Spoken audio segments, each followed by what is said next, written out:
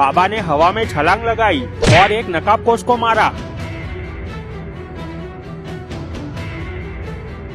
नकाबपोश की गर्दन टूट गई, वो मर चुका था। बाकी बचे नकाबपोश एक दूसरे के सामने देखने लगे। उन्हें विश्वास नहीं हो रहा था कि इतना मार खाकर भी कोई ऐसा हमला कर सकता है। बाबा मुड़े और चलते हुए सिंहासन की ओर जाने लगे। गुल्ली बुल्ली सोन सब एक दूसरे के सामने देखने लगे। सरदार जी ने कहा, अब ये क्या है? एक ही झटके में एक नकाबपोश को मारकर बाबा कहाँ जा रहे हैं? अंकल ने कहा, कहीं मार खाकर उनका दिमाग खिसक तो नहीं गया। गुल्ली ने कहा, मुझे लगता है कि बाबा थक गए हैं। बाबा सिंहासन पर बैठ गए। बाबा ने नकाबपोश को इशारा करके बुलाया।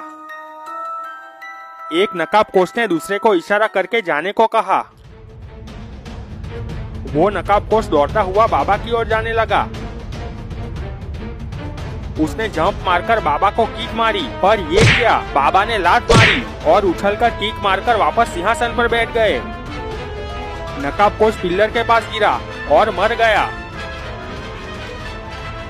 बाबा ने दो हाथों से इशारा किया। दो नकाबपोश हवा में पलटी खाकर दौड़ते हुए बाबा की ओर जाने लगे। बाबा सिंहासन पर खड़े होकर जंप मारा और दोनों नकाबपोश को दूर ले गए।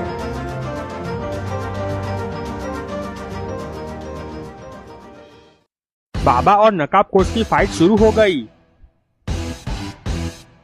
बाबा ने जंप मारकर नकाबपोश पर घूंसे मार दिए। नकाबपोश वहीं नीचे ढेर हो गया। बाबा ने वापस जंप मारकर दूसरे नकाबपोश को किक मारी। नकाबपोश दूर जाकर पिल्लर से टकराया और गिरकर मर गया। बॉस सबको ले जाने के लिए टनल में चलते हुए तहखाने की ओर आ रहा था। सरदार जी ने कहा, वाह बाबा, क्या फाइट करते हो, मजा आ गया। अब इन दोनों को भी कुछ दे दो। बाबा दौड़ते हुए एक नकाबपोश के पास आए और घूंसों की बरसात कर दी। नकाबपोश घूंसे खाते ही परलोक सिधार गया। आखिरी बचा नकाबपोश डर गया। वो घुटनों के बल बैठकर बाबा को हाथ जोड़ने लगा। बाबा चलते हुए उसके पास गए और उसकी गर्दन तोड़ डाली। तभी दरवाजा खुला। सबने देखा वहाँ बॉस खड़ा हुआ था। बॉस ने कहा, अरे सरदार जी, तुम मरे नहीं हो। इतना कहते ही बॉस ने पीछे की ओर देखा।